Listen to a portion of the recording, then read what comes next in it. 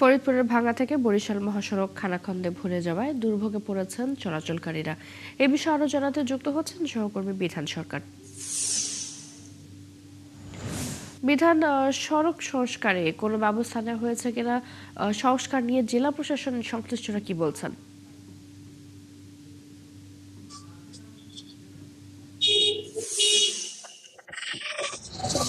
যদি এটি বরিশাল ঢাকা মহাসড়ক, এটি একটা ব্যস্ততম সড়ক, যেহেতু পদ্মা সেতু হওয়ার পর থেকে এই সড়কের ব্যস্ততা কিন্তু ৩ গুণ বেড়ে গেছে এবং গাড়ির সংখ্যাও ৩ গুণ বেড়ে গেছে। এখানে মালিক সমিতির কাছ থেকে আমরা কথা বলে যেটা জানতে পেরেছি, এই সড়ক ধরে অভ্যন্তরীণ রুট থেকে শুরু করে অন্যান্য যে দূরপাল্লার যেসব যে পথ রয়েছে সেসব জায়গাতে কিন্তু প্রতিদিন কিন্তু যাত্রী বাহী বাসের সংখ্যা কিন্তু বেড়ে গেছে।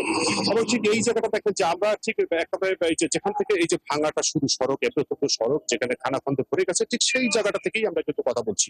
এবং আপনি দেখতে পাচ্ছেন যে আমাদের ক্যামেরা পার্সন যে দেখাচ্ছেন যে এই যে নথুল্লাবাদ যেটি যেটি প্রধান, এই নথুল্লাবাদ থেকে শুরু করে আপনার চলে গেছে একেবারে ভাঙা পর্যন্ত। এবং এই যে ৯৬ কিলোমিটার যে পথ, যেটি একেবারে আপনার এই যে খানাখন্দে এরকম অবস্থা, এবং বেশ কয়েকটা জায়গা যদি বলি যে গৌরনদী, আপনার তারপর এই যে নথুল্লাবাদ, তারপর ইসলাদি, তারপর আপনার এইরকম বেশ যে কতগুলো জায়গা রয়েছে, যেসব জায়গায় টর্কি এবং এইসব জায়গায় যেসব জায়গায় যে স্ট্যান্ড গুলো রয়েছে, সেই স্ট্যান্ড গুলোতে এই এত খানাখন্দ, এবং যার ফলে বৃষ্টি হলে পরে আপনার জল জমে এখানে কিন্তু একটা অন্য ধরনের একটা পরিস্থিতি তৈরি হবে। এখান থেকে যে যাত্রী চালক, ড্রাইভার বা যাত্রী যারা বলছেন যে এইসব জায়গা থেকে গাড়ি চলাচল করতে খুবই দেখতে হয়।